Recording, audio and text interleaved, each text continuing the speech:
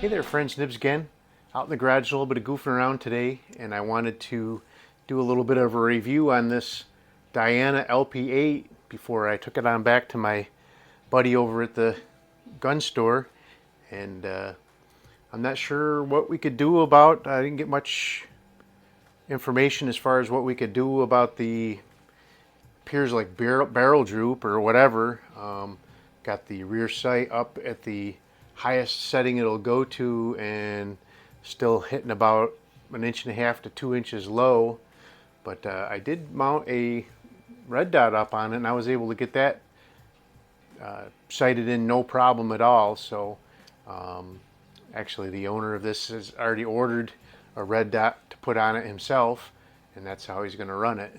But I've been playing around with it, and it really is shooting pretty good. He said it seemed like it was shooting low power, which when I first got it, it was only doing maybe 520. But I put a couple of drops of oil in there and burned off the oil and got everything moving in there. Now I'm averaging around 558. Here's a screenshot of that 558. I did see a couple a little higher than that, but really averaging right around that 558. So that's pretty good power. It does say on the website that this thing should be up to 700 feet per second, but I'm testing it with 7 grain meisterkugelns like I like to do. And you know, I would expect that it would be quite a bit lower than 700 based on that. So I don't think there's anything wrong with the gun as far as the power goes. It's a little lower than maybe you would want to have it to be, but I don't think it's warranting a rebuild or anything like that. So pretty good power, and I played with the trigger, just doing a couple of pulls with the Lyman trigger gauge. Unfortunately, I forgot to take a picture of it, but you just have to take my word for it. Right now it's sitting right around a 2-pound trigger, which is pretty nice. I didn't mess with it at all because it isn't my gun. I didn't really want to let the owner play with that down the road.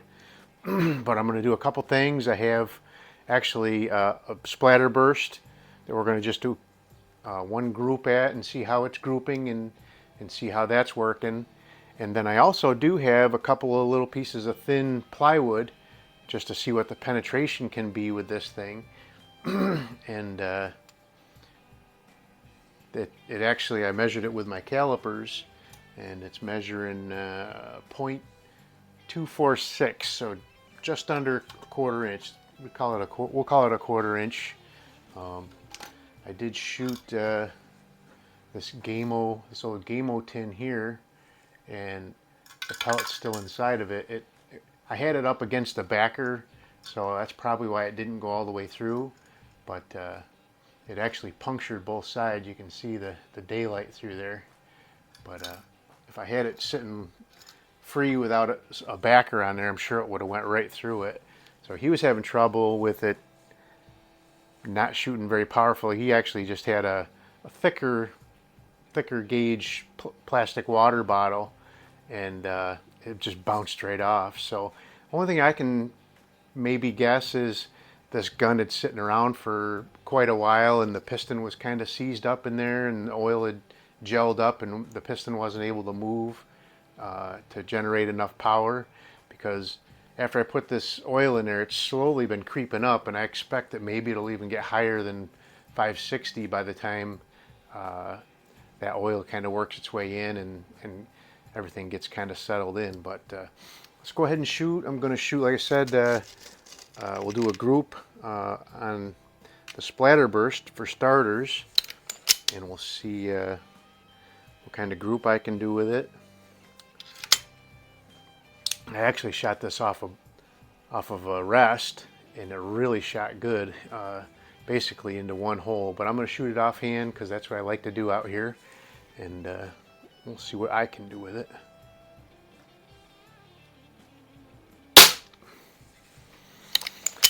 I'm a little jittery today. Been drinking a lot of coffee, and I had a little procedure done on the back of my neck, so I'm in a little bit of pain.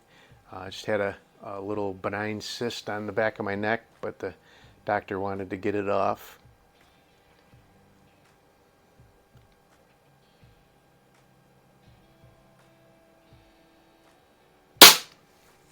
But I'm not really one to take any pain medications unless I'm absolutely dying in pain. So I'll just live through it and we'll be fine. Oop. That one was my jitter right there for sure. Trigger is not bad on this thing. I think my friend's going to be real happy with it now if he puts a red dot on it and shoots it that way.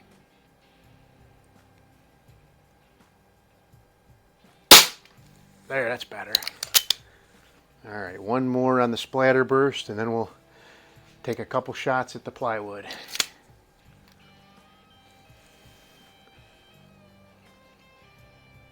Oop. Keep forgetting about that automatic safety.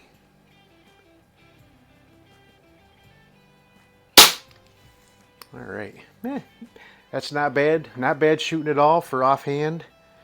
Like I said, I'm pretty jittery. So I'm just going to take 2 shots at the plywood. I actually have 2 pieces there, and they're not touching each other. They're separated by about 1.5 inches. And I kind of expect it'll only go through one of them. Hopefully it'll go through one of them. Maybe it'll go through both of them. And again, I'm only shooting the meisterkugelns at it, so it is a flat point. But let's go ahead and see. I did put a little splatter burst on there just so I can have something to aim at.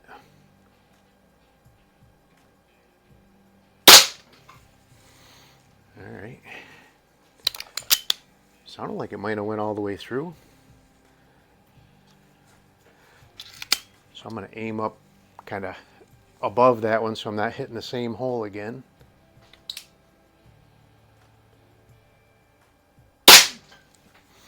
Alrighty, I'm going to go grab those and I'll be right back with you. Stand by.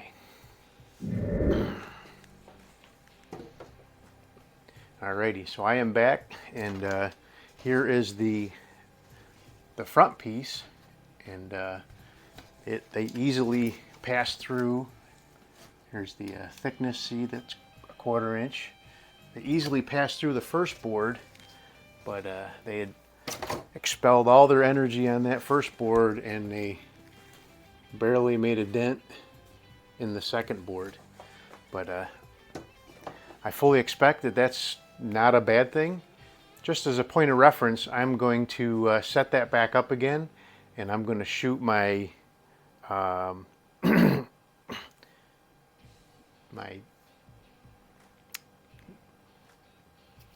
what is it? It's a Beeman 2027 at it. That one actually has a little bit more power, but I expect that one will sail right through this. But stand by, let me set that back up again. Alrighty, so I'm back, and I have my Beeman 2027. This is still just a pistol, essentially just a pistol. It has been built into a carbine to make it a little easier for me to shoot, but the action is just a PCP pistol. And let's go ahead and see what it will do to this plywood. Shooting to the right of that splatter burst. Definitely think that went all the way through. Let's do another one. I'll aim right above that hole. I got one more. I'm going to aim right at the splatter burst.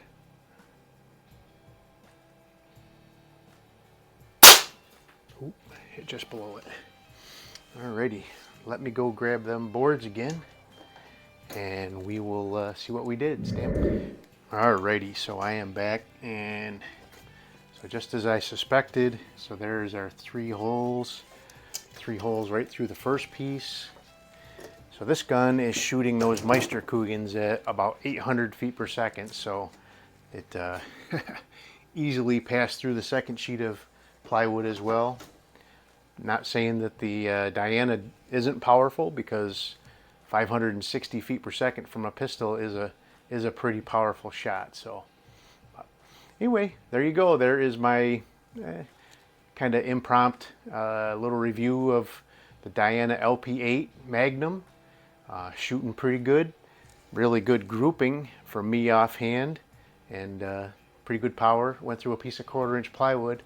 I certainly wouldn't want to get hit with it. That's definitely going to break some skin and cause some problems internally. So anyway, till next time, have a great day.